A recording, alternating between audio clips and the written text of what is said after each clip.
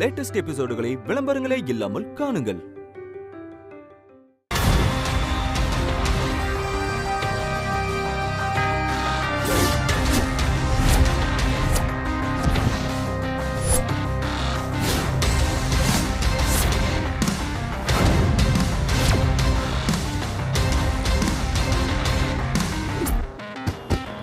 மற்றொரு தமிழா நிகழ்ச்சியில் தமிழகம் தாண்டி அயலகத்தில் வாழும் தமிழர்களோடு நிகழ்த்துவதில் பெருமகிழ்ச்சி. நான் கருப்பழனியப்பன். நீங்கள் பார்த்து கொண்டிருப்பது ஸ்ரீ முருகன் ட்ரேடிங் வழங்கும் தமிழா கோபவுட் by Abirami jewellers Singapore. Special partner network courier Taj Mahal பாதாம் பால். Cooperated by Fouzia and Dean Propnex. Food and beverage partner Chandramahal feast of Indian taste. Organising partner Tamizhar Peravai. Community partner Tamizhar Pattimandra Kalaikazhagam. Supporting partner 8 point entertainment. இப்போ இவ்வளோ பெரிய ஒரு லிஸ்ட்டு சொன்னோம் இல்லையா, தமிழாவுக்கு வந்து உதவி செய்தவர்கள் இருக்காங்கன்னு. இதுதான் தமிழ்நாட்டில் இருப்பதற்கும் தமிழ்நாட்டிலேருந்து வெளியே வந்து வாழ்வதற்குமான வேறுபாடுன்னு நினைக்கிறேன். ஏன்னா வெளிநாட்டுக்கு வரும்போது இங்கே இருக்கிற யாரோ ஒருவரை ஏதோ ஒரு வகையில் சார்ந்து வாழ வேண்டிய கட்டாயம் வந்து நம்ம நன்றி சொல்ல வேண்டிய லிஸ்ட்டு எப்பொழுதும் பெருசாக ஒன்று இருந்துக்கிட்டே இருக்குது. நம்ம சொந்த ஊரில் இருக்கும்போது அப்படி ஒரு லிஸ்ட் இருக்காது இல்லையா, ரொம்ப எளிய லிஸ்ட்டாக இருக்கும். ஆனால் இப்படி வெளிநாட்டுக்கு வரும்பொழுது நமக்கு இருக்கிற ஒரு முக்கியமான கேள்வி, நாம் ஒரு கலாச்சார பண்பாடோடு வாழ்ந்துருந்தோம். இப்போ இங்கே வந்திருக்கோம், வந்த இடத்துல வேறு ஒரு கலாச்சார பண்பாடு இருக்குது. நம்முடைய கலாச்சார பண்பாடை விடாமல் தொட்டு தொடரணுமா, இல்லை வந்த இடத்துல அவர்களுடைய கலாச்சாரத்தை பின்பற்றி அவர்களை மகிழ்ச்சிப்படுத்தி நாமும் மகிழ்ச்சியாக இருந்துருவோமாங்கிறதா ஒரு பெரிய கேள்வியாக இருக்குது. இன்றைக்கி தமிழால் பேச நினச்சது, நாம் வெளிநாட்டிற்கு வந்தாலும் நம்முடைய கலாச்சாரத்தை பின்பற்ற வேண்டும் என்று சொல்பவர்கள் ஒருபுறமும், இல்லை நான் வேறு ஒரு ஊருக்கு வந்துட்டேன், வேறு ஒரு நாட்டுக்கு வந்துட்டேன், அவர்களின் கலாச்சாரத்தை பின்பற்றி வாழுவது என்பது தான் சரியாக இருக்கும்னு சொல்கிற, அதுதான் வேணும் அப்படின்னு சொல்கிற மற்றொரு சாராரோடு தான் பேச நினைத்தோம். இப்போ கலாச்சாரம் என்று சொல்லும் பொழுது ஒரு பெரிய கேள்வி வந்து நின்றுது. ஒரு புரிதலுக்காக கலாச்சாரம் ஒரு கட்டுக்குள் அடங்காது. ஒரு உணவு கலாச்சாரம், உடை கலாச்சாரம், வாழ்வியல் முறை, வழிபாடு, இப்படி எல்லாமுமாக இருக்கிறது. இது எதையெல்லாம் வச்சுக்க போகிறோம், எதெல்லாம் வேண்டாம், இல்லை மொத்தமாகவே வேண்டாம், நான் வந்த இடத்துக்கு கலாச்சாரத்தை வச்சுக்க போகிறேன்னா அப்படிங்கிறது தான். டு ஸ்டார்ட் வித் கலாச்சாரம், தமிழ் கலாச்சாரம் சொன்னால் உங்களுக்கு நினைவுக்கு வருவது இது? குழந்தை பிறந்தோடனே 16வது நாள் காது குத்தணும். அது வந்து எனக்கு தமிழ் கலாச்சாரம் டக்குன்னு ஞாபகம் வருது. அதுதான் சிங்கப்பூரில் இன்னமும் அதை நாங்கள் ஃபாலோ பண்ணுறோம். ஓகே, அவங்க நம்புறது காது குத்துறது தமிழ் கலாச்சாரம். ஓகேவா? பெண்கள் பூ பெய்தோடனே தமிழ் கலாச்சாரப்படி வந்து நம்ம உளுந்தங்களி, நல்லெண்ணெய், முட்டை அது கொடுப்பாங்க. அது வந்து கட்டாயமாக ஒரு பெண்ணுக்கு அவங்களோட இறப்பு வரைக்கும் ரொம்ப அத்தியாவசிய தேவை. உடலை வலுவாக வச்சுக்கும், எலும்பு, மகப்பேறு எல்லாத்துக்குமே உதவியாக இருக்கும். ஆனால் அதுக்கு ஒரு பூ புனித நீராட்டு விழான்னு பத்திரிக்கை அடித்து மயில் மேலே உட்கார வைக்கிறது அவசியம் இல்லை. உளுந்தங்களி கொடுக்குற முக்கியம் 2 இருக்குது. அது செய்யணுமா, அது செஞ்சு களி கொடுக்கணுமா, இல்லை வெறும் களி கொடுத்தா மட்டும் போதுமா? உளுந்தங்களி, உணவு வகைகள், அதை வந்து பேசிக்காக நான் புரிஞ்சுக்கிட்டு கேட்குறேன். என்னன்னா, நீங்கள் வந்து ஒரு பெண் பூ பெய்தின உடனே அவளுக்கு மருத்துவமா ஒரு உணவு கொடுக்குறது நம்ம ஒன்று வச்சிருக்கோம், அதெல்லாம் கொடுக்கணும்னு சொல்கிறீங்களா? அதோட சேர்த்து ஒரு சடங்கு ஒன்று நடக்குது. அந்த சடங்கு எதுக்குன்னா, அந்த பெண்ணை வந்து அந்த வீட்டில் கொண்டாடுறாங்க. அந்த பெண் வந்து அவங்க வீட்டோட ஒரு மகாலட்சுமி, நம்ம குடும்பத்தை தலைச்சிருக்கிறா அப்படின்றத அந்த பெண்ணை கொண்டாடுறாங்க. அதுக்கு கூடுதலா வந்து அவங்களுக்கு உடலுக்கு வலு சேர்க்கறாங்க. சடங்கோட சேர்த்து கொண்டாடுறாங்க. ஓகே, வேற யாரு? கலாச்சாரம் வந்து எங்க வீட்டுக்கு முன்னாடி எப்பயுமே வந்துட்டு ஒரு அரிசி மாவு கோலம் இருக்கும். அந்த காரிடர்லேயே எங்கள் வீட்டில் தான் இருக்கும். அது பார்த்தோன்னே அது தமிழர்கள் வீடுன்னு தெரியும். கண்டிப்பாக கலாச்சாரம் என்று சொன்னோன்னா உங்களுக்கு ஞாபகத்துக்கு வருது அது? எனக்கு ரொம்ப பிடிச்ச தமிழ் பாட்டு, நம்ம சாரி கட்டுறது, நான் பூ வைக்கிறது, பொட்டு வைக்கிறது, அதெல்லாம் பார்க்கும்போது ரொம்ப அழகான நீங்கள் எதனால வந்து அந்த கலாச்சாரத்தை பின்பற்றுனீங்க? அந்த தமிழர் கல்யாணம் பண்ணீங்களா, இல்லை விருப்பத்தின் பேரில்? இல்லை, நான் சின்ன பிள்ளை தமிழங்க எடுத்து வளர்த்தவங்க தான். சின்ன பிள்ளையில நான் இப்படி தான் நல்லா உடுத்துவேன். சின்ன பிள்ளை பாவாடை சட்டை தாவணி தான் போடுறது.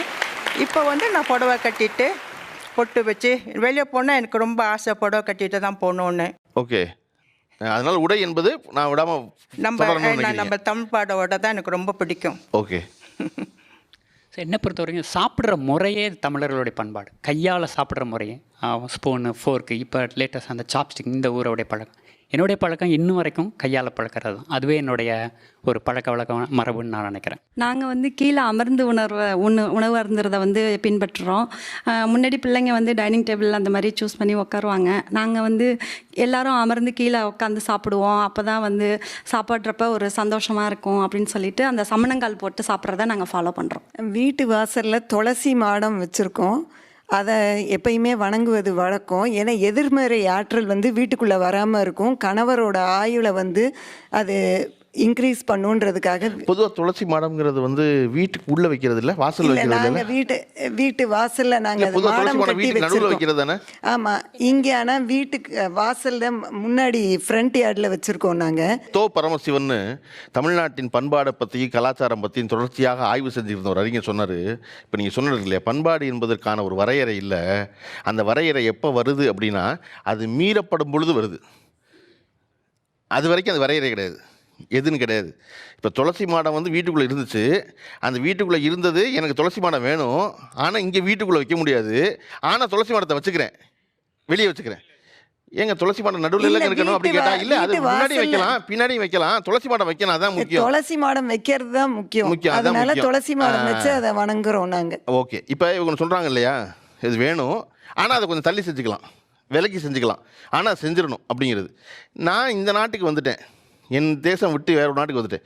இந்த சிங்கப்பூரில் எனக்கு ரொம்ப பிடிச்சிருந்த விஷயம் இதெல்லாம், இதை அப்படின்னு நினச்சினா எதை சொல்லுவீங்க? இங்கே இப்போது ஒரு வேலை விஷயமா நம்ம வெளியில் போயிட்டுருக்கோம்னா யாராக இருந்தாலும் சரி, அவங்க சீன மக்களாக இருந்தாலும் சரி, மலாய் மக்களாக இருந்தாலும் சரி, நம்மளை பார்த்து ஹாய் அப்படிம்பாங்க, குட் மார்னிங் சொல்லுவாங்க. அது எனக்கு ரொம்ப பிடிச்சிருக்கு. நம்ம ஊர்லனா சொந்தக்காரங்க கூட பார்த்துட்டு பார்க்காம மாதிரி போகிறாங்க. ஆமாம், ஏன்னா காரணங்க நீங்கள் 2 பேரும் ஒருத்தர் பார்த்துக்காம வாழ முடியும், இங்கே வாழ முடியாது. இந்த ஊரில் வந்து தான் சில்கி டோஃபு அப்படிங்கிற ஒரு விஷயத்தை நான் முதல்ல சாப்பிட்டேன். மீசோத்தோங், மீரம்பூஸ், இது எல்லாமே இங்கே தான் வந்து நான் பழகினேன். எனக்கு அங்கே எங்கள் ஊரில் கிடைக்காது. எனக்கு எல்லாமே ரொம்ப பிடிச்சிருந்தது. ஓகே, பழக்கமான இட்லி, சட்னி, சாம்பார் இதை தாண்டி வேலை செய்கிற இடத்துல அந்த எந்த ரேசிசம், அந்த வேறுபாடு எதுவுமே இருக்காது. ஈவன் அவங்க பெரிய பதவியில் இருந்தால் கூட பேர் சொல்லி கூப்பிடலாம் ரொம்ப இயல்பாக. நம்ம ஊரில் அது எல்லாருக்கும் சார் சொல்ல வேண்டாம், சார் சொல்ல வேண்டாம். அதே மாதிரி அந்த மிஸ்டர் அதெல்லாம் தேவையில்லை. எங்கள் சிஇஓ வந்தாலும் சரி, எங்கள் டைரக்டர் யார் வந்தாலும் சரி, ஈஸியாக எங்களால் பேர் சொல்லி கூப்பிட முடியும். ஒன்று. ரெண்டாவது, நம்மளோட பெரிய பதவியில் இருக்கிறவங்க வராங்க அப்படின்னா நம்ம எந்திரிச்சு நிற்கணும், அந்த ஒரு முறை இங்கே கிடையாது. ஓகே. இன்னொன்று, நீங்கள் என்ன நினைக்கிறீங்க, அது சரியோ தவறோ, அது ஒரு மரியாதை தானே, அது போல் ஒரு மரியாதை தானே, அது வந்து இல்லாமல் இருக்கிறதுங்கிறது எந்த வகையில் ரொம்ப சுதந்திரமாக இருக்குன்னு நினைக்கிறீங்க? இல்லை, நான் எப்படி நினைக்கிறேன்னா, எந்திரிச்சு நான் மரியாதை செலுத்துறதை விட அவங்க சொல்கிற வேலையை செஞ்சு கொடுத்து என்னோட கண்ட்ரிபியூட் செய்யணும் அப்படின்னு சொல்லி நான் நினைக்கிறேன். ஓகே, எந்திரிச்சு நின்றுட்டு நீங்கள் வேலை செய்யாமல் உட்காந்துட்டு போகிறதுல எந்த பிரயோஜனமுமே கிடையாது. ஓகே, என்ன சொல்கிறாங்க, நம்மளோட டாஸ்க் என்ன, அதை நம்ம முடிச்சு கொடுக்குறோம். ஓகே, இது கன்ஸ்ட்ரக்டிவாக இருக்குங்கிறதா முக்கியமே ஒழிய பொய் மரியாதை முக்கியம் இல்லை. அப்படி அவ்வளோதானே. ஆக்சுவலாக நாங்கள் என்ன நினைக்கிறோன்னா, நம்மளோட தமிழர்களோட பண்பாடு என்னென்னா, பெரியவங்களை பார்த்தா நம்ம மரியாதை கொடுக்கணுங்கிறது. எங்கள் அலுவலகத்தில் வந்து நாங்கள் எல்லோரும் நல்லா தான், எல்லாம் ஈக்குவலாக தான் வேலை செய்வோம். எங்களுக்கு மேலே உள்ளவங்க வந்து வயசில் மூத்தவங்களாக இருப்பாங்க, ஆனால் வேலையில் நம்ம வந்து நல்ல ஸ்டஃப்பாக தான் இருப்போம். அவங்க வந்து ஒரு கேள்வி கேட்குறப்ப மித்த இதில் உள்ளவங்க வந்து உட்காந்துட்டே கால் மேலே கால் போட்டுட்டு பதில் சொல்லுவாங்க. ரொம்ப சின்ன வயசு பிள்ளைங்களாக இருப்பாங்க, அவங்க அதை பற்றி பெருசாக ஒரு கேட்க மாட்டாங்க, எந்திரிச்சு நின்றுலாம் சொல்ல. பட் ஆனால் நம்ம எந்திரிச்சு நின்று பதில் சொல்கிறப்ப அவங்களுக்கு மனசில் ஒரு சந்தோஷம். அவங்க வந்து என்னை முதுகில் தட்டி கொடுத்துட்டு ஓகே அப்படி சொல்லிட்டு போவாங்க. பட் ஆனால் அதை வெளியில் காமிச்சிக்க மாட்டாங்க. அவங்களுக்கு அந்த சந்தோஷத்தை அவங்க அனுபவிக்கிறத நம்ம அதை உணர்வோம், அதை நாங்கள் வந்து மதிக்கிறோம். பெரியவர்களை பார்த்து நம்ம எந்திரிச்சு நிற்கிறதுல அது எங்களுக்கு வந்து ஒரு டிக்னிட்டியாக நாங்கள் ஃபீல் பண்ணலை, அது எங்களுக்கு சந்தோஷமாக இருக்குது. அது நம்மளை தமிழ் கலாச்சாரம் நாங்கள் ஃபாலோ பண்ணுறோம். ஓகே, நான் உங்களுக்கு அதுக்கு பதில் சொல்கிறேன். கால் மேலே கால் போட்டு உட்கார்றது அது ஏதோ ஒரு அதிகாரத்தின் குறியீடு, இல்லை அது ஒரு ஆணவம்னு நினச்சிங்கன்னா அது உங்கள் தப்பு தான், எங்களோடது கிடையாது. சரிங்களா? கால் மேலே கால் போட்டு உட்காரணுன்னு தோணுச்சுன்னா உட்கார தான் செய்வாங்க. அது வந்து நீங்கள் வந்து சொன்னீங்கல்ல, நாங்கள் பண்பாட்டெல்லாம் இன்னும் எடுத்துக்கிட்டு வரோம் அப்படின்னு சொல்லி. நான் உங்கள் எல்லாருக்கிட்டையுமே ஒரு கேள்வி கேட்குறேன். நீங்கள் இந்த பண்பாட்டில் எந்த அப்டேட்டட் வெர்ஷனை நீங்கள் ஃபாலோ பண்ணுறீங்கன்னு நான் தெரிஞ்சுக்க விரும்புகிறேன். ஏன் கேட்குறேன்னா, நான் சொல்லி முடிச்சிட்றேன், நீங்கள் சொல்லுங்கள். இது வந்து நம்ம கருத்து தான் பேசுகிறோம். நீங்களும் நானும் எதிரி இல்லை, நம்மளோட கருத்து மட்டும்தான் மோத போகுது. சரிங்களா? அப்படி அவளும் சொல்லல. இல்லை, நான் சொல்லிடுறேன் சார். நான் சொல்லிடுறேன். ஏன்னா ஆரம்பிக்க வேண்டியதில்லை, சொல்லிடுறேன். இல்லை, ஏன் சொல்கிறேன், விரும்புறது கலாச்சாரம் என்பது அப்டேட் ஆகிட்டே இருக்குது. நீங்கள் எந்த அப்டேட்டட் வெர்ஷன் வச்சுருக்கீங்க? 2.0 வச்சுருக்கீங்களா, 3.0 வச்சுருக்கீங்களாங்கிறது தான். நாங்கள் கலாச்சாரத்தில் வந்து நாங்கள் பின்தங்கி இல்லை, ஆனால் இந்த விஷயங்கள் வந்து பின்தங்கி இல்லை நான் சொல்லலை. இல்லை, நீங்கள் பின்தங்கி இருக்கீங்கன்னு நான் சொல்ல கிடையாது. ஏன் நான் கேட்குறேன்னா, இந்த தமிழர் பண்பாடு இருக்குல்ல, இந்த பண்பாட்டில் தான் நான் வீடு கட்டக்கூடாது, வெளியில் வந்து வெள்ளை அடிக்கக்கூடாது, நான் வந்து ஓடு போடக்கூடாது, கூரை தான் போட்டுக்கணும், நான் வந்து துணி முழங்காலுக்கு கீழே கட்டக்கூடாது. அதெல்லாம் தாண்டி தோல் சிலை போராட்டம் நடத்தி, அப்புறம் நான் படிக்கக்கூடாதுன்னு சொல்லி, அந்த படிப்பு எனக்கு வேணும்னு சொல்லி நான் போராடி, அதுக்கப்புறம் தமிழ்நாட்டில் தோன்றிய தலைவர்கள் எல்லாம் கொண்டு வந்து அவங்க செஞ்சு கொடுத்த அடுக்கடுக்கான முன்னேற்றங்கள் அந்த அப்டேட்டட் இருக்குல்ல, அதெல்லாம் எடுத்துக்கிட்டு தான் எங்களால் இங்கே வரவே முடிஞ்சுது. இல்லைன்னு வச்சுக்கிங்களேன், ஒரு காலத்தில் கடல் கடந்து போகிறதே பாவம்னு சொல்லிக்கிட்டு இருந்த பண்பாடு நம்ம பண்பாடு. சரிங்களா? அதை நீங்கள் முதல்ல புரிஞ்சுக்கணும். வெளிநாட்டுக்கு போகிறதே பாவம்னு சொல்லிட்டு இருந்தது தானே உங்களுடைய கலாச்சாரங்கிறத அவர் சொல்லுவார். இல்லை, இது ஆக்சுவலாக நீங்கள் வந்து தமிழர் பண்பாடுன்னு சொல்கிறீங்க. அவர் வந்து ஒரு குறிப்பிட்ட சமுதாயத்தில் இருக்கிற பண்பாடு, ஒரு சில வீட்டில் இருக்கிற பண்பாடை பற்றி சொல்கிறாரு. நான் தமிழர் பண்பாடுன்றது எதை சொல்கிறேன்னா, நீங்கள் இன்றைக்கி வந்து தலைவர்கள் வந்து 50 வருஷத்துக்கு முன்னாடி படிக்க வச்சதை மட்டும் சொல்கிறீங்க. ஆனால் 2000 வருஷத்துக்கு முன்னாடியே நம்மளோட எஜுகேஷன் லிட்ரஸி வந்து உலகத்திலேயே முன்னிலையில் நின்னது. அதுதான் தமிழர் பண்பாடுன்னு நான் சொல்கிறேன். அதில் 50 பெண் புலவர்களும் இருந்திருக்காங்க.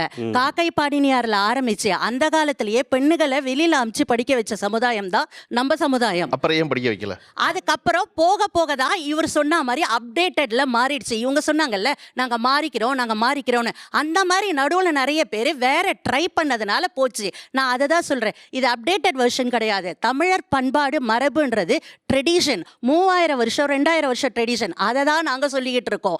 நீங்கள் வந்து தலைவர் வந்துட்டாரு, அவரை பண்ணிட்டாரு, இதை பண்ணிட்டாரு. ஒரு சமுதாயத்தை பத்தி நம்ம பேசல, ஒரு சமூகத்தை பத்தி பேசுறோம். தமிழர்ன்றத பத்தி பேசுறீங்க. நீங்க வந்து நீங்க சொன்னது வந்து கடல் தாண்டி போடக்கூடாதுன்றது ஒரு சில சமூகத்துல இருக்கிறது.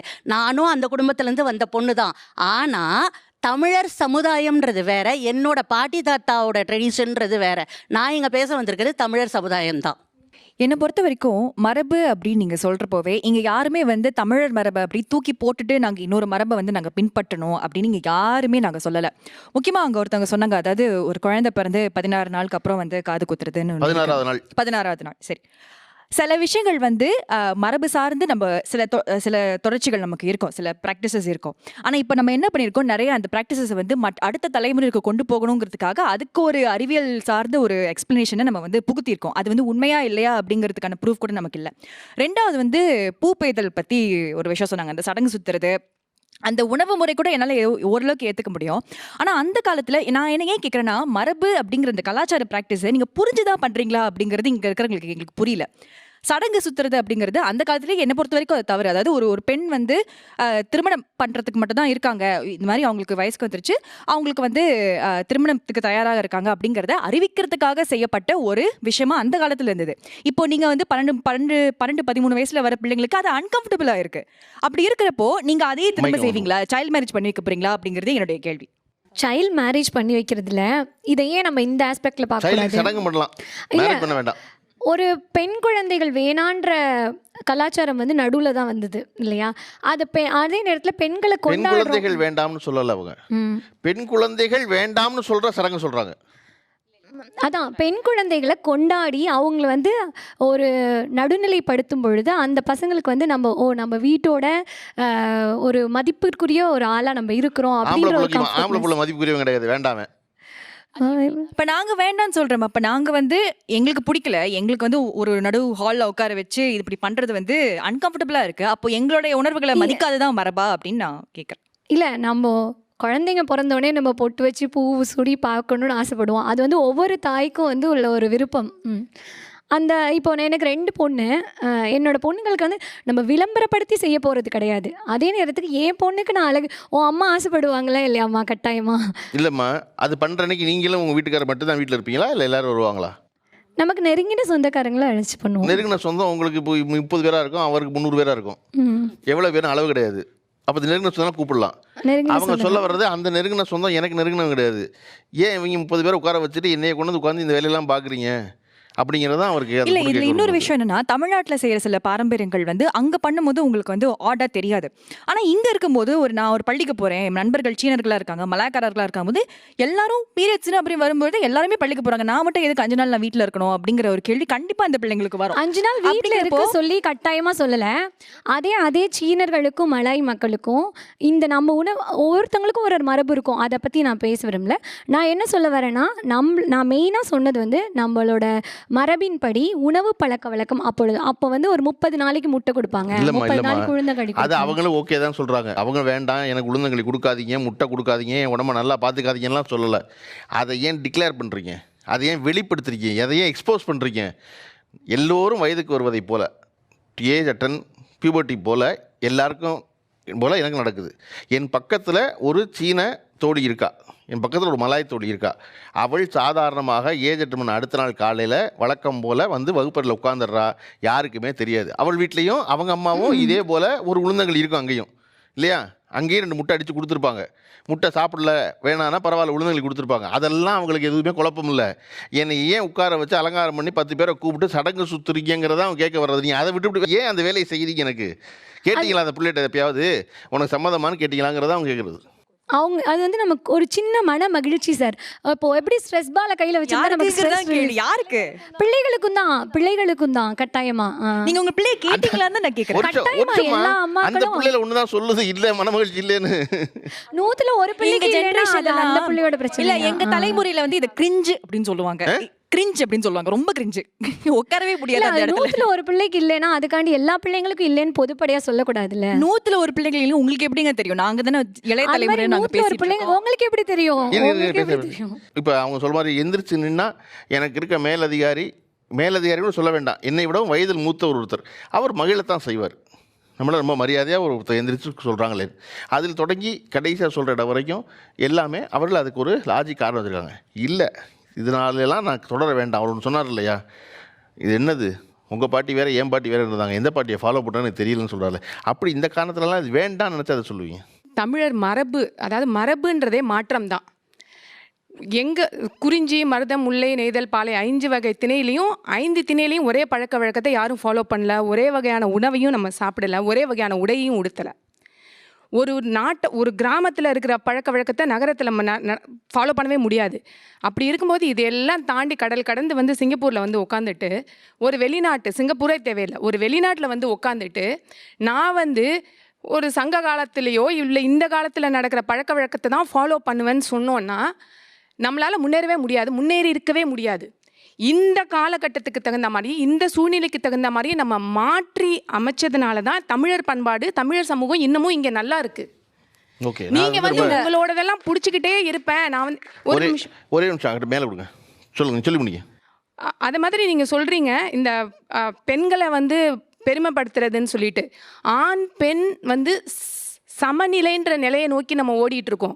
அவங்களோட சம்பளமும் என் சம்பளமும் விளையாட்டில் ஆரம்பித்து நான் வேலை செய்கிற வேலை வரைக்கும் எல்லாமே ஈக்குவலாக வேணும்னு சொல்லிட்டு நம்ம ஓடிட்டு இருக்கோம். அப்படி இருக்கும்போது நீங்கள் ஏன் வந்து நான் வந்து பெண் குழந்தையை பாராட்டுறேன்? நீங்கள் பாராட்டலாம் வேணாம், எங்களை நீங்கள் அது மாதிரி தனிப்படுத்தாமையே இருந்தாலே நாங்கள் முன்னேறிடுவோம்.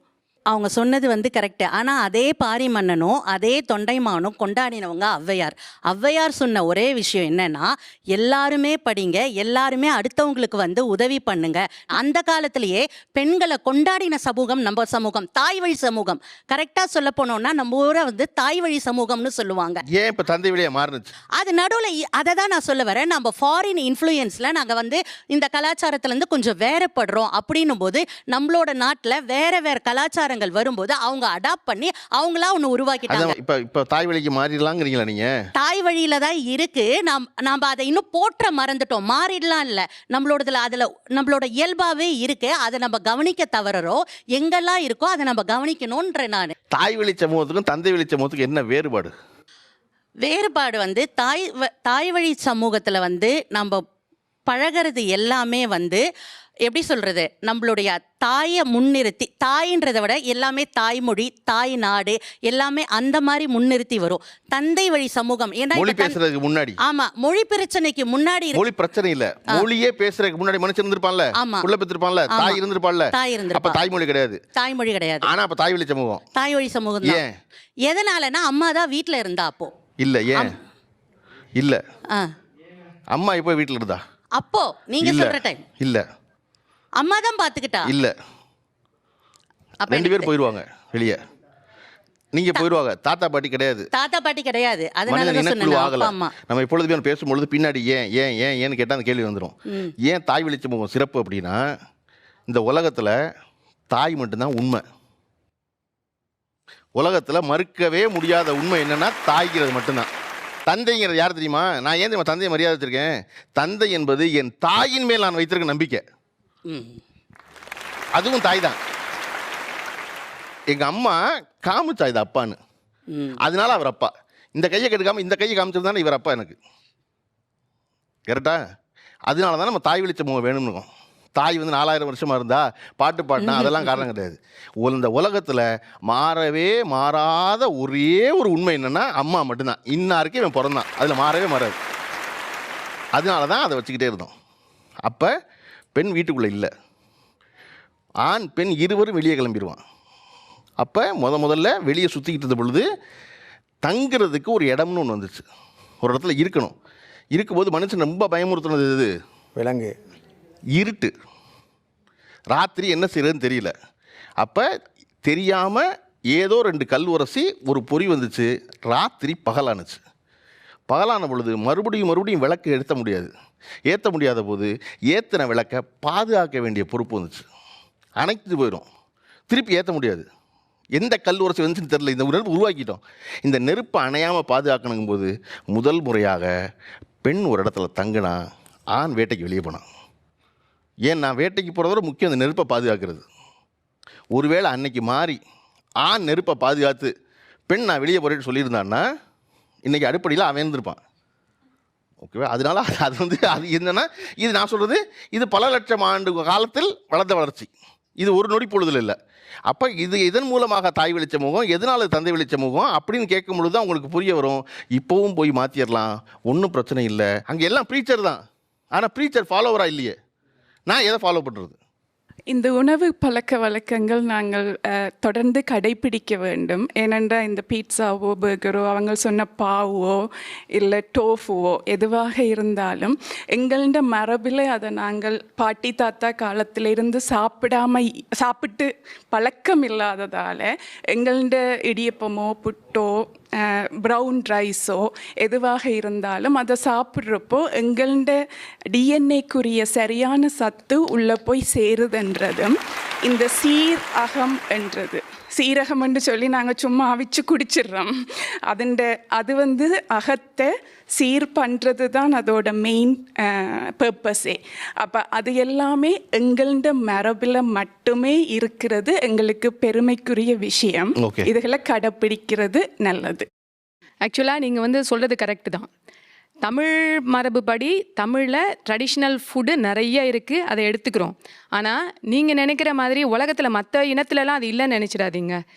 தோமியாம் சூப்பு சாப்பிட்டீங்கன்னா, சளி பிடிச்சிருக்கும்போது தோமியாம் சூப் குடிச்சிங்கன்னா அது கொடுக்குற ஒரு ரெமடி நீங்கள் வெத்தலை போட்டு சுக்கு போடுறதுலையும் இருக்குது. நாங்கள் என்ன சொல்கிறோம், நாங்கள் அதை தான் பண்ணுறோம். நாங்கள் இந்த பல்லின சமூகத்தில் இந்த பழக்க வழக்கத்தில் மற்ற பழக்க வழக்கத்தில் இருக்கிற என்னென்ன நல்லதோ அதையும் எடுத்துக்கணும்னு தான் நாங்கள் சொல்கிறோம். எடுத்துக்கலாம், எங்களோட கிடையாது. ஆனால் நாங்கள் டொமியம் சூப் செய்கிறதுக்கு நாங்கள் பழகிக்கொள்கிறோம். என்ன செய்கிறோம், போய் ஒரு பேரங்காடியிலையோ கடையிலையோ அந்த பேஸ்ட்டை வாங்குகிறோம். நாங்கள் தயார்படுத்துறது இல்லை. அதுக்குள்ளே எவ்வளவு ரசாயனம் சேர்ந்திருக்கிறது என்றது எங்களுக்கு தெரியாது. அதை ரீட் பண்ணிவிட்டு இப்படி தான் செய்து குடிக்கிறோம். வாவ் நல்லா இருக்குது, எனக்கு தடிமன் போயிருச்சு, தொண்டை எல்லாமே செய்கிறோம். ஆனால் அந்த பழக்க வழக்கங்களுக்கு எங்களுடைய உடம்பு சரியாக ஏற்றுக்கொள்ளுமா? என்னுடைய பிள்ளை பெரிய பிள்ளை ஆகினப்போ ஜிம்னாஸ்டிக் செய்து கொண்டிருந்த பிள்ளை அதில் இருந்து விட்டா.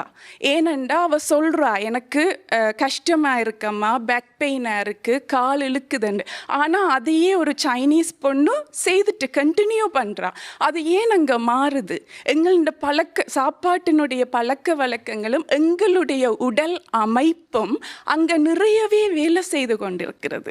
அதை தான் நான் சொல்ல வரேன். நீங்கள் சாப்பிடுங்க, நானும் கடைக்கு போனால் எல்லாம். நீங்கள் சொல்கிறது உங்கள் பொண்ணு ஜிம்னாஸ்டிக் பண்ணிக்கிட்டு இருந்த பொண்ணு ஜிம்னாஸ்டிக் பண்ண முடியாமல் போனக்கான காரணம் ஊர்லேருந்து சீரகம் கொண்டு வந்து சாப்பிடலங்கிறதுனால இல்லை அந்த மாதிரி சொல்ல வர இல்லை.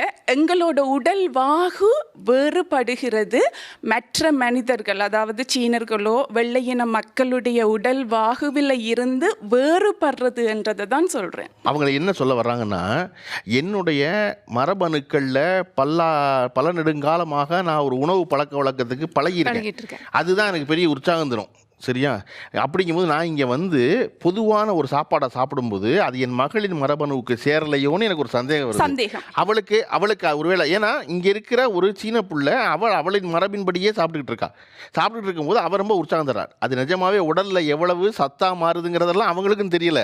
அவங்க சொல்கிறது நம்பிக்கை என்ன மாறக்கூடும். நான் நினைக்கிற புட்டும் இடியப்பமும் பாயாவும் சாப்பிடாமல் இருக்கேன் புள்ள, சாப்பிடாதனால அவளால் தொடர்ச்சியாக அதை செயல்பட முடியல. ஒவ்வொரு உடம்புக்கும் ஒவ்வொரு இதுக்கும் ஒரு வாகு இருக்குது. அந்த வாகை நான் ஃபாலோ பண்ணுறேன், அது என்னோட கலாச்சாரம் நம்புகிறேன். அந்த உணவை விட்டுட்டு நீங்கள் ஏன் வேறு ஒரு சக்கையை என்னை சாப்பிட சொல்கிறீங்க? எனக்கு சக்கையாகத்தான் தோணுதுங்கிறதா நினைக்கிறது. கண்டிப்பாக சார். அப்படின்னு பார்த்தோன்னா நம்மளுக்கு வந்து இங்கே வர்றது எல்லாமே கண்டெய்னரில் வருது, எதுவுமே விளைஞ்சி வர்றது கிடையாது. இவங்க எல்லாரும் எத்தனை பேர் ஆஃபீஸ் போகிறாங்க, எத்தனை பேர் வீட்டில் இருக்காங்கன்னு தெரியல. காலையில் 7 மணிக்கு பிள்ளைங்களுக்கு ஸ்கூலில் இருக்கணும் சார். இவங்க சொல்கிறதெல்லாம் எல்லாமே இந்த மேடைக்காக பேசிகிட்டு இருக்காங்க. நீங்கள் விரும்புகிற அந்த இந்திய உணவு இங்கே டப்பாவில் தான் வருது, நான் சொல்ற உணவும் டப்பால தான் வருது. அதையே குழப்பிக்கிறீங்கிறாங்க. இல்ல, முருங்கையில வந்து டப்பாவில் வர இல்லை. முருங்கையில வந்து நீங்கள் லிட்டில் இந்தியாவில் எந்த ஒரு மரக்கறி கடையிலையும் வாங்கி அதை உதிர்த்து சமைக்கலாம். இந்தியாவில இருந்து எல்லாம் கண்டெய்னர்ல வருது, எல்லாம் ஃப்ரீசர்ல இருக்குன்னு அதெல்லாம் ஒன்றும் இல்லை. நாங்கள் வந்து இட்லி மாவு அரிசி வாங்குறேன், உளுந்து வாங்குறேன், மாவாட்ட போகிறேன், பாசிப்பருப்பை போட்டு காய வச்சு நானும் இந்த காய் தான் பண்ணுறேன். பக்கத்தில் இருக்க எங்கள் வீட்டில் சும்மா நடந்து போனா நான் இதுக்காக லிட்டில் இந்தியா தேக்கா வரணும்னு அவசியமே இல்லை. ஹெச்டிபியில் பக்கத்தில் இருக்க தமிழ் கடையில் எல்லா காயுமே இருக்குது. வாங்குறேன், சமைக்கிறேன். என்ன ஆடம்பரமாக 50 காய் 10 காய், அதாவது எங்கள் அப்பத்தா வந்து வைப்பாங்க 5 காய் 7 காய் நான் வைக்கல, 1 காய் 2 காய் வச்சுக்கிறேன். இதில் என்ன நான் பார்க்குறேன்னா எங்களோட டைஜஷன் ப்ராப்ளம்னு எங்கள் வீட்டில் பெரிய அளவில் எங்களுக்கு எதுவுமே வரதில்லை. இப்போது ஊரோடு ஒத்து வாழ்ன்றது நமக்கு சொல்லப்பட்ட ஒரு பழமொழி தான். நம்முடைய பிள்ளைகளுக்கு மட்டுமல்ல, சீன மலாய் பிள்ளைகளுக்கும் சேர்த்து தான் ஹெல்தி பிளேட்டுன்னு சொல்லிட்டு பள்ளியில் கொடுக்குறாங்க. உங்களுக்கு தெரியும் எம்மோடைய கல்வி அமைச்சினுடைய க்ரைட்டீரியா. உள்ளே வந்து கேன்டீனுக்குள்ளே அவங்க கொடுக்குறது வந்து A கிரேட் சாப்பாடு. இந்த எண்ணெய் தான் பயன்படுத்தணும், இப்படித்தான் சமைக்கணுன்ற அந்த ரூல்ஸை பயன்படுத்தி சமைக்கிற சாப்பாடு ஹெல்தி பிளேட்டில் வருது உங்களுக்கு. அது சிறப்பாக இருக்குமா? நீங்கள் கஷ்டப்பட்டு செஞ்சு கொடுக்குற இட்லியும் அதாவது சப்பாத்தியும் இதாக இருக்குமா? ஒரு கேள்வி. ரெண்டாவது, நான் வாரம் வாங்கி போய் கஷ்டப்பட்டு சமைக்கிறேன், இதெல்லாம் செய்கிறேன், ரொம்ப சந்தோஷமான விஷயம்தான். ஆனால் இதுலேருந்து என்ன நீங்கள் கெயின் பண்ண போகிறீங்க? எல்லாமே அந்த ஹெல்தி ஃபுட்டு உங்களுக்கு வெளியவே கிடைக்குது. நம்ம இங்கே வந்திருக்கிறது உழைச்சி சம்பாதிக்கிறதுக்காக. இங்கே உட்காந்துக்கிட்டு நான் சமைச்சு சாப்பிட்டுட்டே இருப்பேன் டெய்லி காலையிலேருந்து மத்தியானம் 3 வேளையும். ஆமாம், சார் என்ன கெயின் பண்ணுறீங்கன்னு கேட்டாங்க. என்னோட டாக்டர் விசிட் நான் வந்து பல தடவை போகிற விசிட்டை கட் பண்ணிக்கிறேன். நான் உணவு சமைச்சு ஹெல்த்தியாக என் கண் முன்னாடி நான் தான் சமைக்கிறேன். என் பொண்ணு அதை தான் சாப்பிட்றா, அவங்க அதை தான் சாப்பிட்றாங்க. பெரும்பாலும் எங்களோட டாக்டர் விசிட்ஸ் அப்படின்னு வரும்போது நான் அதை ரொம்பவே கட் பண்ணுறேன். இப்போ சொன்னாங்க டிஎன்ஏவுக்கும் சாப்பாட்டுக்கும் சம்மந்தம் இருக்குன்னு. சத்தியமாக கிடையாதுன்னு நான் சொல்கிறேன். ஏன்னா இந்த உடம்பு வந்து அந்த உணவில் இருக்கிற புரோட்டீன், விட்டமின், ஃபைபர், கார்போஹைட்ரேட் எப்படி இருக்கோ அதை தான் எடுத்துக்கும். அது எந்த உணவில் இருந்தாலும் சரி. ஏன் சொல்கிறேன்னா ஒரு எடுத்துக்காட்டு சொல்கிறேன். இப்போ நிறைய பேர் அசைவம் சாப்பிடுவாங்க, நிறைய பேர் சைவம் மட்டும் தான் சாப்பிடுவாங்க. ஆனால் அந்த சைவம் சாப்பிட்றவங்க என்ன சொல்லுவாங்க? இல்லை, நான் சந்தேகத்தை கேட்குறேன். மரபணுக்களில் சுய உணர்வு இல்லாமல் இருந்தால் நான் வந்து தைவானில் கடந்து போய்கிட்டு இருக்கும்போது எங்காவது தேங்காய் சட்னி தாளிக்கிற வாசம் வந்தால் எனக்கு உடனே எச்சி ஊறிடும். கிடைக்குண்ணே. கிடைக்கலன்னா நம்ம என்ன பண்ண முடியும்? அது இருக்குல்ல, இருக்குண்ணே, அது இருக்குல்ல, இருக்கு. அதைத்தான் நான் சொல்லியிருக்காங்க. இல்லை, அவங்க என்ன சொல்கிறாங்க, அது மட்டும் தான் நீங்கள் அது மட்டும் சொல்லுங்கள். இல்லை அப்படி சொல்லு, அவங்க அதை மட்டும் தான் செய்யணும்னு சொல்ல. அவங்களும் உங்களைப் போலவே சந்தேகம் தான் எழுப்புறாங்க. இங்கே இந்த மரபணுக்களில் ஒரு வகையான உணவுக்கு பழகியிருக்கோம், அந்த உணவு உற்சாகம் தருது நான் நம்புறேன் தான் அவங்க சொல்கிறாங்க. ரொம்ப கவனமாக ஓகே நம்புறாங்க, நானும் நம்புறேன். அதில் மட்டும் பதில் இருக்கு. என்னன்னா ஸ்போர்ட்ஸ் பர்சன் இருக்க ஒருத்தன் வெவ்வேறு நாட்டிலேருந்து வர்றான், அவனுக்கு தனியாக கலோரிஸ் மெயின்டைன் பண்ணி ஒரு மெனு தான் எழுதப்படுதே ஒழிய, ஒரு சாப்பாடு தான் எழுதப்படுதே ஒழிய, வாப்பா ஓ மரபு என்ன, உனக்கு தேங்காய் சட்னியா, ஓகே நீ வச்சுக்க, உனக்கு பாவா நீ வச்சுக்கன்னு சொல்கிறது இல்லை இல்லையா? பட் ஆனால் அவங்க சொல்கிறத நம்புகிறாங்க அவங்க. அதாவது நான் ஒரு பிரச்சனைக்குரிய ஒரு விஷயமா என்ன பார்க்குறேன்னா, நம்ம தமிழ் கலாச்சாரம் 2 குரூப்ஸ் இருக்காங்க நம்ம சமுதாயத்தில். ஒரு குரூப் வந்து நான் தமிழன்டா, நான் தமிழ் வெறியன்டா அப்படின்னு சொல்லிட்டு மற்ற கலாச்சாரங்களை வந்து ஒதுக்கி தள்ளுறது. டாமியம் சூப்ல எங்ககிட்டயும் இருக்கே அப்படிங்கிற அந்த ஒரு வீண் வெதண்டாவதும் தேவையில்லைன்னு நினைக்கிறேன். ஏன்னா யாதும் ஊரே யாவரும் கேள்வினா எல்லா கலாச்சாரத்தில் இருக்க எல்லா நன்மை தீமைகளையும் இவாலுவேட் பண்ணி எது நமக்கு சரியா இருக்கோ அதை எடுத்துக்கிறதே தவிர நான் இந்த மரபுலேருந்து வந்தவன், நான் இந்த மரபை தான் இப்படி தான் நான் கடைப்பிடிப்பேன் அப்படிங்கிறது வந்து கிடையாது நினைக்கிறேன். இன்னொரு எக்ஸ்ட்ரீம்ல எப்படி இருக்காங்கன்னா, எனக்கு மரவே வேண்டாம், நான் வந்து டோட்டலாக மாறிடுறேன் அப்படிங்கிறது. ரெண்டுத்துக்குமே இந்த பக்கமும் அந்த பக்கமும் இருக்கணும்னு அவசியம் இல்லை, நடுநிலையாவே இருக்கலாமே அப்படிங்கிறதான் நான் யோசிக்கிறேன். இப்போ நம்ம கலாச்சாரம் வேணும் காப்பாற்றணுங்கிறலாம் சரிதான். ஆனால் திருமணம் என்பது ஒரு முக்கிய பங்கு வாழ்வியல் முறையில். அப்படி திருமணமாக நடக்கும் பொழுது என்னுடைய கலாச்சாரத்தின்படி ஏன் பண்ணிக்க வேண்டாம்? என் முதல் கேள்வி என்னன்னா, ஏன் ஆண்களுக்கு அந்த மாதிரி ஒரு சடங்கு இல்லை? திருமணத்துல தாலி கட்டுறது மட்டும் பிரச்சனை இல்லைங்க. கன்னியாதானம்னு ஒன்று இருக்கு. அதாவது தந்தை வந்து பெண்ணை வந்து அப்படியே மாப்பிள்ளையிட கொடுக்கறது. ஏன் ரிவர்ஸ்ல இல்லை? ரெண்டாவது, பொண்ணு கொடுக்கறதுக்கு நான் என்ன ப்ராப்பர்ட்டியா? அது என் தந்தை தான் வந்து செய்யணுமா அப்படிங்கிறது இருக்கு. ரெண்டாவது, பாரம்பரிய முறைப்படி வந்து நான் இது கொஞ்சம் வெளிப்படையாகவே சொல்லணும்னு ஆசைப்படுறேன். பாரம்பரியம் அப்படின்னு இங்கே நிறைய பேர் வந்து கருதுறது வந்து ஜாதிங்கிறத பார்க்குறாங்க. ஜாதிக்குள்ளேயே நீங்கள் கல்யாணம் பண்ணிக்கிறீங்களா? அது இங்கேயும் சிங்கப்பூரில் அது நிறைய பேர் பார்த்துட்டு இருக்காங்க. நானே வந்து பார்த்துருக்கேன், கண்கூட பார்த்துருக்கேன். அப்போ இதுதான் உங்கள் பாரம்பரியமா, மரபா? இது வந்து மனுஷத்தன்மையோட இருக்கா அப்படிங்கிறது என்னோட கேள்வி. ஜாதி பார்க்குறது வந்து தவறு தான், அதில் மாற்று கருத்து கிடையாது. இங்கே வந்து சம்பிரதாயங்களை பின்பற்ற வேண்டுங்கிறது வந்து எதுக்காக சொல்கிறாங்கன்னா, லிவிங் டுகெதராக கூட இருக்கலாம், இதுக்கு தேவையில்லை. ஆனால் ஒரு குழந்தைன்னு பிறக்கும்போது அந்த குழந்தைக்கான உத்தரவாதத்தை கொடுக்கறதுக்காக அந்த திருமண சடங்குகள் அவசியம் அப்படின்னு நான் நினைக்கிறேன். அந்த பொண்ணு என்ன சொன்னாங்க? மைக்க கிட்ட கொடுங்க. ஆண்களுக்கு ஏன் இல்லை அப்படின்னு கேட்டாங்க. ஆண்களுக்கு 2 பேத்துக்குமே அது தேவைதான். 2 பேத்துக்குமே இருக்குது. கற்புங்கிறது 2 பேருக்குமே உண்டானது. கலாச்சாரம்னு சொல்லி கடைசியில் ஜாதியை தான் காப்பாத்துறீங்க. தமிழர் முறைப்படி ஆண்களுக்கு வந்து மெட்டி போடுவாங்க, பெண் எப்போதுமே குனிஞ்சு பார்த்து காலை கட்டுங்க. இல்லை எனக்கு மெட்டி இல்லை, தமிழர் பண்பாடு தான் மெட்டி போடுவாங்க. நீங்க தமிழரா இல்லையா? தமிழர் தான். எங்க மெட்டி?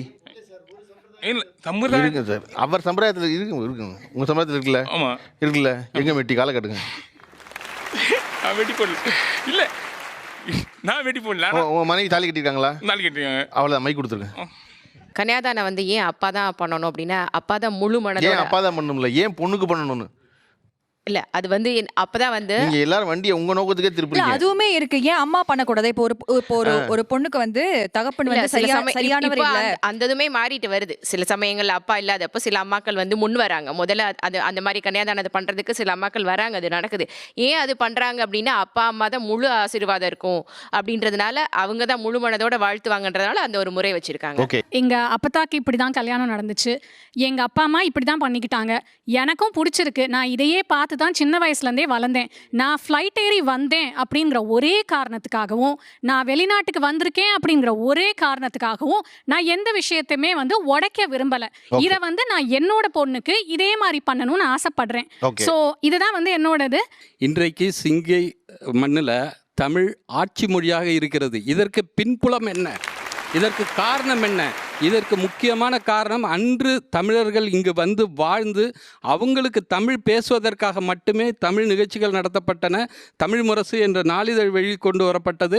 அதன் மூலமாக தமிழ் சமுதாயம் தன்னை நிலைநிறுத்தி கொண்டதற்கு ஒரு மிகப்பெரிய சான்று. சிங்கப்பூரில் தமிழ் ஆட்சி மொழியாக ஆனதற்கு காரணம், இங்கு இருந்த தமிழர்கள் தமிழை விடாமல் பின்பற்றி பண்பாடை காப்பாற்ற வேண்டும் என்று பேசியதாலா? அது பாடுபட்டு அதை நிலைநிறுத்தினாருங்க. அந்த தலைவர்கள், அன்று வாழ்ந்த தலைவர்கள், தமிழர்கள் தன்னை அடையாளப்படுத்தி கொண்டு அந்த சமுதாயம் சிதைந்து போகாமல், மரபு கொலையாமல் வாழ வேண்டும் என்று கருதி. அந்த ஒரே இடத்துல மாறுபடுறேன். என்ன அப்படின்னா, சிங்கப்பூரில் வந்து தமிழ் ஆட்சி மொழியாக ஆனதற்கான காரணம் இங்கு தமிழர்கள் அதிகமாக எண்ணிக்கையில் இருந்தாங்கங்கிறது இல்லை. அவர்கள் விடாமல் அதை வந்து அந்த பண்பாட்டை பின்பற்றினாங்க அப்படிங்கிறது இல்லை. எதற்காக அப்படின்னா, ஒரு நாடு கட்டமைக்கப்பட்ட பொழுது அந்த நாட்டின் தலைமை என்ன முடிவு பண்ணுது அப்படின்னா, ஒரு மும்மொழி கொள்கையை கொண்டு வர்றாங்க. ஓகேவா?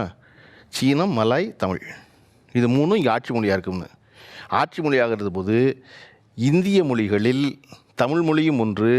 இங்கு வாழும் இந்தியர்கள் இருக்கும் பொழுது தமிழ் மொழியே ஆட்சி மொழியான கேள்வி வந்த பொழுது இந்த நாடு மிக பெருமிதத்தோடு சொன்னது என்ன அப்படின்னா, இந்த நாடு கட்டமைக்கப்பட்ட போது எங்களுக்கு உதவியர்கள் தமிழர்கள்.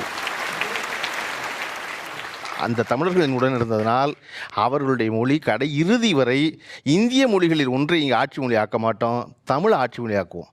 காரணம், இங்கே நாங்கள் எல்லோரும் சேர்ந்து அதை கொண்டு வந்து மெதுவாக நாங்கள்லாம் பண்பாடை காப்பாற்றினோம், அதனால இங்கே தமிழ் ஆட்சி மொழி ஆனிச்சுன்னு சொல்லிடக்கூடாது. நம்ம தமிழ் ஆட்சி மொழியாக இருந்துச்சு, நம்ம பண்பாடை காப்பாற்ற அது உதவி செஞ்சிச்சு. நீங்க சொல்றது ஏத்துக்கிறேன். அது மெதில ஏத்துக்கிறேன் இல்லை, ரெண்டுக்கு பெரிய வேறுபாடு இருக்கு. இல்லை, அந்த தலைமுறையில் பல மொழி பேசுகிறவங்களும் இருந்தாங்க. இல்லை, எத்தனை மொழி பேசுபவர்கள் இருந்தாலும் இந்த நாடு இல்லை இல்லை இல்லை மலாய் பேசுகிறவங்க இருங்க. அது 60 இப்போ மலாய் ஆட்சி மொழி. உங்களுக்கு மலாய் ஆட்சி மொழிங்க உங்களுக்கு தெரியும்ல? இல்லை, தமிழர்கள் மலாய் பேசுவாங்கன்னு சொல்கிறேன். தமிழர்கள் மலாய் பேச முக்கியம் இல்லைங்க. வந்து பேசும்பொழுது எப்போவுமே நாங்கள் பண்பாடை காப்பாற்றினோம், அது ஆட்சி மொழி அனுத்துன்னு சொல்கிறதுக்கும், இல்லை ஆட்சி மொழியாக இருந்ததுனால் உங்கள் பண்பாடு காப்பாற்றப்பட்டது சொன்னதுக்கும் பெரிய வித்தியாசம் இருக்குது. ரெண்டு கடைசி. அதனால அதை விளங்கிடணும் முதல்ல. நம்ம நம்மளுக்கு என்னென்னா இந்த அப்படி ஒரு வாய்ப்பு இருந்துச்சு, அது ஒரு ஆட்சி மொழியாக இருந்துச்சு, அதை மாற்ற முயற்சி பண்ணிக்கிட்டே இருப்பான். அப்போ நம்ம எப்பொழுதுமே என்ன சொல்லணும்னா, இல்லை இது இந்த நாடு எனக்கு கொடுத்த உரிமை, இந்த நாடு என்னை சமமாக நடத்துனுச்சு அப்படின்னு சொல்கிறது ரொம்ப முக்கியம். அப்போயே இந்த நாட்டினுடைய வரலாறு தெரிந்து கொள்வது ரொம்ப முக்கியம். எங்கேருந்து ஆரம்பிச்சிச்சு இந்த வண்டின்னு தெரியுது ரொம்ப முக்கியம் இல்லையா?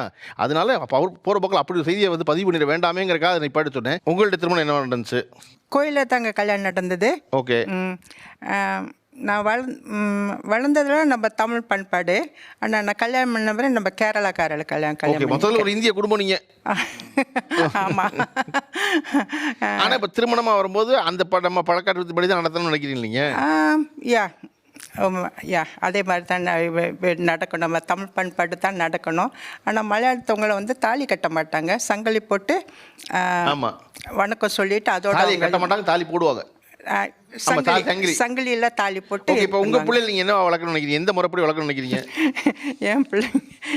என் பிள்ளைங்க அவங்க இது போய் சிங்கப்பூர் அதெல்லாம் சொல்ல முடியாதாங்க, அது அவங்கவுங்க இஷ்டம். நம்ம இது நான் இதிலெல்லாம் தலையிட மாட்டேன். ஓகே. அவங்கவுங்க என்ன விரும்புகிறாங்களோ அது அவங்களோட இஷ்டத்துக்கு விட்டாச்சு நான்.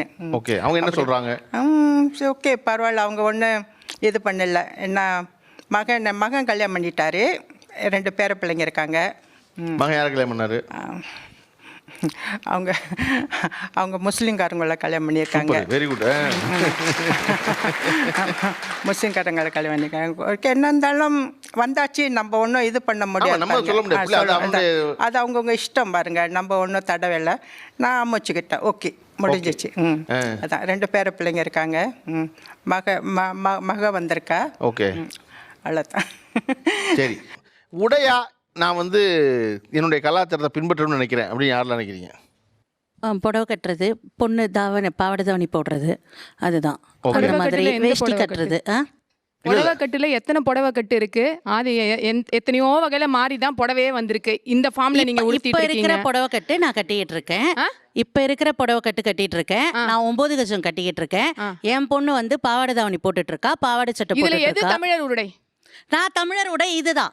எது எந்த வகை? இப்ப நம்ம கட்டிருக்கோம்ல, பஞ்சகஜமா? 9 கஜம் கிடையாது. நான் அதுதான் சொல்றேன். நான் அதை பத்தி சொல்லவே இல்லை. நான் மடிசாரை பத்தி முதல்ல சொல்லல. நான் சாதாரண புடவை பத்தி தான் பேச ஆரம்பிச்சேன்.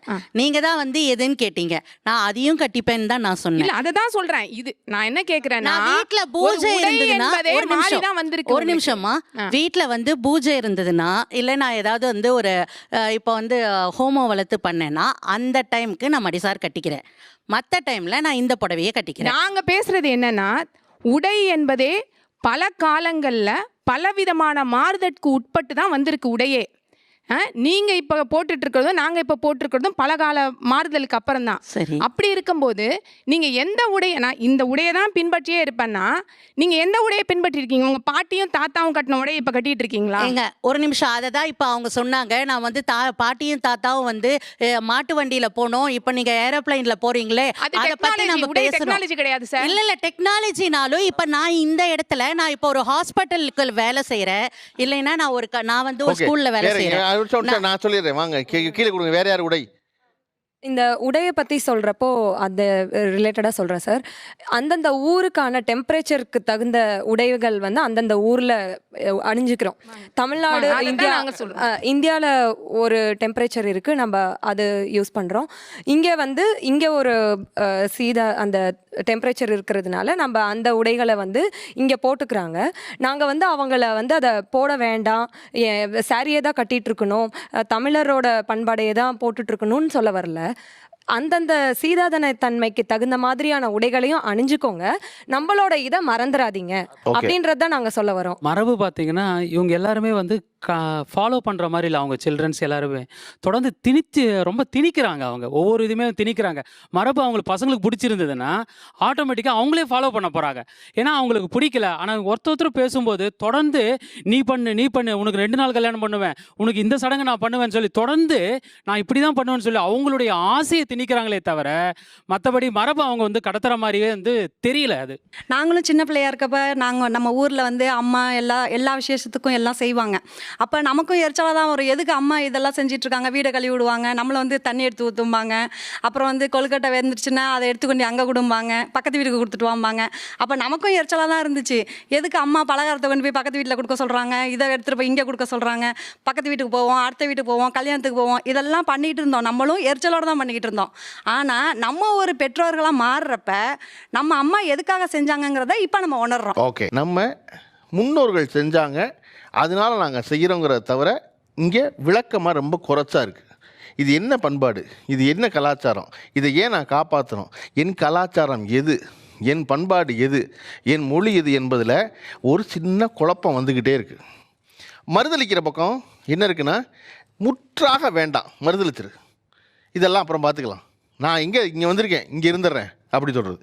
எப்படி என் முன்னோர்கள் சொன்னாங்க அதனால் நான் அதை கேட்குறேன் அப்படின்னு சொல்வது ஒரு அபத்தமோ, அதை போல் முற்றாக அதை மறுத்துருன்னு சொல்வது இன்னொரு அபத்தம் தான் இல்லையா? ஏன்னே தெரியாமல் வேணாம், அதை விட்டுரு, சிரமமாக இருக்குது, இது இப்போ கேட்க நல்லா இருக்குது, இதை வச்சுக்கிட்டுருவோம் அப்படின்னு. அப்போ இது ரெண்டுக்கு நடுவில் எந்த இடத்துல நம்ம வந்து நிற்க வேண்டியது இருக்குது, எது செய்ய வேண்டியது இருக்குன்னு சொல்ல வேண்டியது இருக்குது. நடுவில் ஒன்று நிற்கவே முடியாது. எது செய்ய வேண்டியது இருக்குது? நாம் நம்முடைய அடையாளங்களை, பண்பாடை கண்டிப்பாக காப்பாற்ற வேண்டும். அதில் வந்து ஒரு குழப்பம் வேண்டாம். ஆனால் அது வெளிநாடு போல் ஒரு இடத்துல வந்து இருக்கும் பொழுது பக்கத்தில் உங்களுக்கு உறுத்தலாக இல்லாத வரைக்கும், ஆனால் நம்ம வந்த இடத்துல அதை விடாமல் காப்பாற்ற வேண்டியது என்பது தான் நமக்கான வாழ்க்கை மகிழ்ச்சியை தருது. நமக்கு ஒரு கில்ட் இருக்குல்ல, வெளிநாட்டுக்கு வந்துட்டு நம்ம அப்பா அம்மா ஒழுங்காக பார்த்துக்கல, அல்லது பார்த்துக்கிட்டோம், அவங்க நினச்சது இருக்க முடியல, நம்ம பிள்ளைய நம்ம வளர்க்க முடியல, ஹாஸ்டலில் இருக்குது, நம்ம அண்ணன் தங்கச்சியோட சேர முடியல, இப்படி ஏதோ ஒரு கில்ட் இருந்துக்கிட்டே இருக்குது மனுஷனுக்கு. மனுஷனுடைய செயல்பாடுகள் எல்லாமே என்ன அப்படின்னா, தன்னுடைய கழிவிறக்கத்தை சாகடிப்பது தான். அப்படிலாம் இல்லை, அந்த கில்ட்டை கொல்லுவது தான். அந்த கில்ட்டை கொல்லுவதன் வெளியே என்ன அப்படின்னா, மறுபடியும் நான் புடவையெல்லாம் எடுத்து கட்டிக்கிட்டு மறுபடியும் நான் சடங்கெல்லாம் பண்ணிக்கிட்டு அந்த சடங்கை ஏதோ ஒரு ஊரில் பண்ணும் பொழுது இல்லை நான் என் வாழ்வை தான் வாழ்கிறேன் அப்படின்னு என் மனதுக்கு நான் ஒரு சமாதானம் சொல்கிறேன். சமாதானம் சொல்வதன் மூலமாக மகிழ்ச்சியை பெற முயற்சி பண்ணுறேன். ஆனால் அந்த சடங்கு ஏன்னு தெரிந்து கொள்வது ரொம்ப முக்கியம். நான் அந்த நிகழ்ச்சி பூரா ஏன்னு கேட்டபொழுது அவரோட சொன்னார், இப்படி எல்லாத்தையும் ஏன்னு கேட்டே போனால் பதில் இருக்காது. இல்லை, பதில் இருக்கணும். இருந்தால் தான் அது ரொம்ப வலுவான பண்பாடு. என்ன வித்தியாசம் பண்பாட்டுக்கு கலாச்சாரத்துக்கும்? கலாச்சாரம் மாறக்கூடியது, பண்பாடு வந்து பண்பட்டு பண்பட்டு பண்பட்டு பண்பட்டு மிக வலிமையானதாக வந்து நிற்கிறது. எல்லாத்தையும் கேள்வி கேட்கணும். கேள்வி கேட்டு பின்னாடி பின்னாடி பின்னாடி போய் ஒன்று நிற்கும் பாருங்க, அதுதான் பண்பாடு. அதுதான் நம்ம ஃபாலோ பண்ண வேண்டியது. நான் ஒவ்வொரு தடவையும் கேட்டோன்னு இது எப்போ இருந்து ஏன் கேட்டேன் அப்படின்னா, நான் உங்களை எல்லாம் உடைகள் கேட்டேன். உடை ஏன் விடாமல் தொடரணும்னு நினைக்கிறீங்கன்னு. ஏன் தெரியுமா இந்த சேலையும் வேட்டியும் தொடரணும்? இந்த உலகத்தில் அளவெடுத்து தைக்கப்படாத ஒரே ஒரு உடை தமிழனுடைய உடை தான் வேட்டியும் சேலையும். ஏன் அது அவ்வளோ சிறப்பு? யார் நம்ம வீட்டுக்கு வந்தாலும் உடனே பீரோலேருந்து எடுத்து கொடுத்து கட்டிக்கன்னு கொடுக்க முடியும். நான் இந்த பிளேஸரை கொண்டே கொடுக்கவே முடியாது. நான் போட்டு வெளியே போனதோட முடிஞ்சு போச்சுது. இன்னொருத்தனுக்கு சேரவே சேராதது. என் வீட்டுக்கு வந்து ஒருத்தனை பகிர்ந்துக்கவே முடியாது. சக மனிதரிடம் பகிர்ந்து கொள்ள முடியாத எதுவுமே தமிழர் பண்பாடாக இருக்க முடியாது. இந்த வேட்டி வேணும், வீட்டில் 4 வேட்டி இருக்கணும், 4 சீல் இருக்கணும், யாராவது ஒருத்தர் வந்தால் எவரும் எடுத்து கட்டிக்கலாம், இந்த கொடு. அது அவங்க விருப்பப்பட்டா மடிச்சார் கட்டிக்கட்டும், அவங்க விருப்பப்பட்டா பின் கொசுவம் கட்டிக்கட்டும், அவங்க விருப்பப்பட்டா 7 மடிப்பு வச்சுக்கட்டும், எது வேணாலும் வச்சுக்க முடியும். அப்படி வச்சுக்கக்கூடிய சௌரியம் தான் அந்த சேலைங்கிறது. எவர் வந்தாலும் கட்டிக்கக்கூடியதான் அந்த வேட்டிங்கிறது. அப்போ அதை தெரிந்து கொள்வது முக்கியம். தோப்பா வந்து அவருடைய புத்தகத்தில் ஒன்று எழுதிப்பார். ஒரு திருமணமான இளம் கணவன் மனைவி 6 மாதம் தான் ஆச்சு கல்யாணம் ஆகி. கணவன் இறந்து போயிட்டான். ஊரே கூடி அழுகுது. எல்லாம் திண்ணையில் உட்காந்துருக்காங்க. உட்காந்துருக்கும்போது வழக்கப்படி அந்த வீட்டில் இருக்கிற ஒரு வயசான கிழவி, அவளுக்கு தெரியும்ல, அவள் பல இறப்பு, பல திருமணம், பல மகிழ்ச்சி, பல துன்பம் எல்லாம் பார்த்தவ உள்ளேருந்து வெளியே வந்து ஆணும் பெண்ணுமா நிறைஞ்சு உட்காந்துருக்க இடத்துல மண் தரையில் ஒரு செம்பு நிறைய தண்ணி கொண்டு வந்து கீழே ஊற்றுற வழக்கம் இருக்குது. ஓகேவா? தண்ணி ஊற்றும்போது அந்த தண்ணிக்குள்ளே ஊற்றுனா மண் தரையில் பளிச்சுன்னு தெரிஞ்சிடும். அதில் 3 பூ இருக்கும். செம்புக்குள்ளே இருந்தது. அடடா அப்படின்னு மறுபடியும் பெருங்குரல் எடுத்து அந்த குடும்பம் ஊரே அழுக ஆரம்பிச்சிட்டான். அந்த கிழவி சொன்ன செய்தி என்ன செய்தினா, அது ஒரு சடங்கு. திருமணம் ஆகி போனால் தண்ணி கொண்டு வந்து வாசலில் ஊற்றுறது இருக்கு இல்லையா, அது எங்கேருந்து கொலை பண்ணுச்சுன்னா, திருமணமானவன் செத்து போனவன் இளம் கணவன், மனைவி இளம் மனைவி, 6 மாதம்தான் ஆச்சு, அவன் 3 மாதம் முழுகாமல் இருக்கான்னு ஊருக்கு சொல்லணுங்கிறக்கா ஊற்றின தண்ணியில் 3 பூ. ஏன்னா இவன் புள்ள பெறதுக்கு இன்னும் 7 மாதம் ஆகும். உலகத்துக்கு தேதி மறந்துடுவேன், செத்து போனான்னு. இந்த புள்ள யாருக்கு பிறந்த புள்ளேன்னு கேட்டுருவான். அப்போ அதை தெரிஞ்சுக்கிறது ரொம்ப முக்கியம். ஒவ்வொரு சடங்குக்கு பின்னாடியும் ஒரு காரணம் இருக்குது. அந்த காரணம் அறியாமல் தொடரும் பொழுது அந்த காரணத்துக்கு தேவையில்லாமல் ஆயிடுது இல்லையா? இந்த பண்பாடை கட்டி காப்பாற்றணும். ஆனால் இந்த பண்பாடும் கலாச்சாரமும் வந்த நாட்டோடு கலக்கணுமானா கலக்கணும். எது வளமையானது? கொடுத்து பெறுபவன் தான் வளமையானவன். எங்கிட்ட ஒன்று இருக்குது, அதை நானே வச்சுக்கிறேன், உங்ககிட்ட ஒன்று இருக்குது நீயே வச்சுக்கன்னா அது வளமையை சேர்க்கவே சேர்க்காது. எது வளமை சேர்க்கும்? எங்கிட்ட ரொம்ப இதெல்லாம் இருக்குது ரிச்சா, இதை நான் தரேன் உனக்கு. உங்ககிட்ட எதுவெல்லாம் ரொம்ப செழுமையாக இருக்குது அதை எனக்கு கொடுத்துரு அப்படின்னு சொல்லும் பொழுது தான் அது ரொம்ப பிரமாதமாகும். அப்படித்தான் பண்பட்டு இந்த இடத்துக்கு வந்திருக்கோம். நல்லா புரிஞ்சுக்குங்க, கலப்புகளில்தான் பெருமை தோன்றும். நீங்கள் கலக்கலைன்னா பெருமை தோன்றாது. என்னுடைய எல்லா அடையாளங்களையும் காப்பாற்றுவோம், அதுக்கான காரணங்களை தெரிஞ்சு காப்பாற்றுவோம், அதை இன்னொருத்தனுக்கு சொல்லுவோம். அதை விடவும் சிறந்த ஒன்று அவன்ட்டு இருக்குன்னா அதை எடுத்துக்குவோம், எடுத்து மறுபடியும் ஒரு புதுசை ஒன்று உருவாக்குவோம். அப்படி இருப்பதான் சிறப்பாக இருக்க முடியும். அதே போல் வெளிநாடுகளில் வந்து இருக்கும் பொழுது அதற்கான வாய்ப்பு உங்களுக்கு காலம் எளிதாக வழங்குது. அந்த வாய்ப்பை பயன்படுத்திக்கிட்டுருங்க. இத்தனை பேரோட சேர்ந்து வாழும் வாய்ப்பு எல்லாருக்கும் வழங்குறது இல்லை. அப்படி ஒரு வாய்ப்பு வந்திருக்கு. அந்த வாய்ப்பு உங்களுக்கு வரட்டும், வளம் சிறக்கட்டும், உங்கள் வாழ்வு மேலும் செழிக்கட்டும். தமிழா நிகழ்ச்சி உலகம் முழுவதும் விரும்பி பார்க்கப்படும் ஒரு நிகழ்ச்சியாக இருந்தாலும் கூட நாடு தாண்டி போய் நிகழ்ச்சி நடத்துவது என்பது, நாங்கள் இதற்கு முன்னாடி பிஃபோர் கோவிட் வந்து ஒரே ஒரு முறை சிங்கப்பூர் நடத்தியிருக்கோம். சிங்கப்பூரில் அப்போ நடத்துனது வந்து ஒரு சுகானுபவம். அப்புறம் தொடர்ச்சியாக அந்த பயணத்தை தொடர முடியாமல், கோவிட்னால் தொடர முடியல. மறுபடியும் மீண்டும் தமிழாவை உலகம் முழுவதும் கொண்டு போவதற்கான வாய்ப்பும் வேண்டுகோளும் வந்துக்கிட்டே இருந்ததுனால சரி மறுபடியும் சிங்கப்பூர்லேருந்து தொடங்குவோம்னு நினச்சோம். இந்த முறை வந்த பொழுதும் அதே போலவே முதல் முறை இருந்தது போல சுகானுபவமாக எல்லா ஏற்பாடுகளும் மிக சிறப்பாக குறித்த நேரத்துக்கு செயல்பட்டு எங்களை இவ்வளவு சௌரியமாக வச்சுருந்து இந்த நிகழ்ச்சி நடத்த ஆதரவாக இருந்தவர்களுக்கு நன்றி சொல்கிற நேரம் இது. காரணம் அது ஒருவரால் நிகழ்வதல்ல. அப்போ எப்படி சிங்கப்பூரில் நிறைய நண்பர்கள், ஸ்பான்சர்ஸ் அவங்கெல்லாம் உதவி செஞ்சுருந்தால் கூட இதில் குறிப்பிட்டு சொல்லி அவர்களுக்கு ஒரு நினைவு பரிசு அந்த மேடையில் வச்சு வழங்கி கௌரவிக்கணும்னு நான் விரும்புகிறேன். அதில் முதலாம் அவர் ஸ்ரீ முருகன் ட்ரேடிங்கை சேர்ந்த மிஸ் மகிஷா ராமலிங்கம் அவர்கள். ப்ளீஸ்.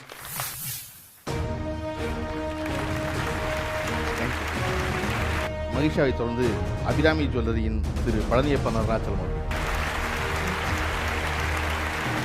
நெட்வொர்க் கொரியரை சேர்ந்த திரு VS குமார் அவர்கள்.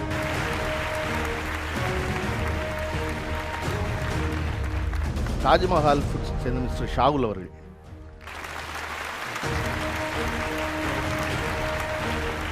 ஷாகுலை தொடர்ந்து Propnex miss Fasia and mister Dean. Tamil representative கவுன்சிலை சேர்ந்த திரு பாண்டியன் அவர்கள். தமிழ் பட்டிமன்ற கலைக்கழகத்தின் பிரதிநிதி ஒருவர்.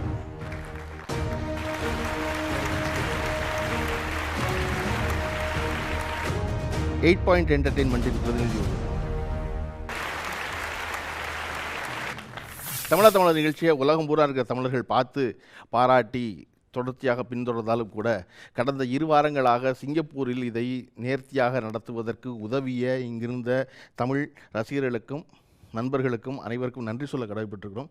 தொடர்ச்சியாக இதைப் போல பல்வேறு நாடுகளில் வசிக்கும் தமிழர்களிடையே கலந்து உரையாட வேண்டும் என்பதுதான் எங்களின் நோக்கமும். அதற்கான வாய்ப்பை காலம் வழங்கும் நம்புகிறோம். மீண்டும் சந்திக்கலாம்.